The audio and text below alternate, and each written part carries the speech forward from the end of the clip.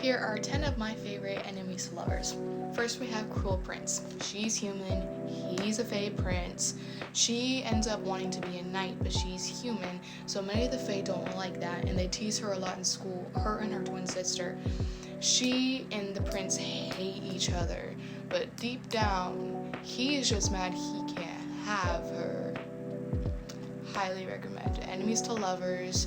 He's got issues, but we like him anyway. Next, we have Fourth Wing. So Fourth Wing is a dragon school, and there's lots of warfare, and there's violence. She's told to stay away from him because their families don't like each other. She doesn't listen. They end up stuck together for forced proximity. It's enemies to lovers, most definitely, and touch her and you. Next, we have the Serpent in the Wings of Night. She's human, he's vampire. They're in this trial, and they end up in an alliance together reluctantly because they don't like each other. But they find themselves struggling to stay away from each other and wanting to be next to each other. Next, we have King of Wrath. So if you read any of her books before, you know they're good. He gets blackmailed into an engagement with her. There's lots of family issues going on. He slowly becomes obsessed with her, and they do fall in love at the end of the book. So, enemies to lovers. Twisted Hate. Same author. Always good. So she literally can't stand him. It's her best friend's brother, okay? He loves pushing her buttons, constantly trying new ways to aggravate her. So they finally are like, okay, I've had enough. They enter this no strings attached thing, but there's so many strings attached, and they catch feelings, and they're getting jealous when someone else isn't with them and stuff like that. Highly recommend. So much tension. Shatter Me.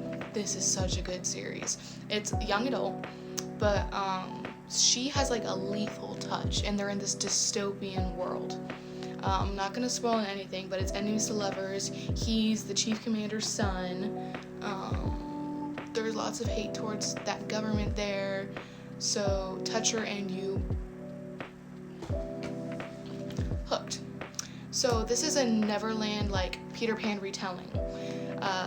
Hook obviously doesn't like Peter, but this time Wendy is Peter's daughter, and Hook wants revenge on Peter, so he's like, I'm gonna get his daughter to fall in love with me, but he becomes obsessed with her. Touch her and you. Throne of Glass. I cannot recommend this series enough. It is so good. It is an emotional roller coaster. There are several enemies to lover arcs in this series. So if you like an emotional roller coaster and you like your feelings to be hurt and then be happy the next page or something, I recommend this series. Crescent City. Oh, it's good. So she's half Fae, he's an angel. Someone gets murdered, and there's several murders, and they're trying to solve it together, and she end up reluctantly working with him because she has connections to these murders and knows some of these people. So he's watching her, so to make sure she doesn't get hurt and stuff. He's not happy about it. He's brooding, he's old, and she's in her 20s. He's 200, 300 years old, something like that. But they're fighting demons together, and they're fighting their feelings for each other. Finally, we have The Devil Wears Black. This is a second chance enemies to lovers. He needs her romance. So he shows up on her doorstep and is like, hey, I need you to play my fiance, because I definitely told my family you're my fiance. And his dad is on his deathbed right now, so he's like, please, I need your help. She reluctantly agrees, even though she's kind of seeing this guy on the side right now.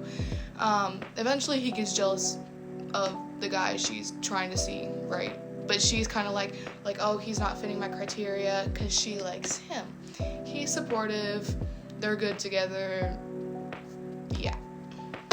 And that was some of my favorite enemies lovers. Have a good one.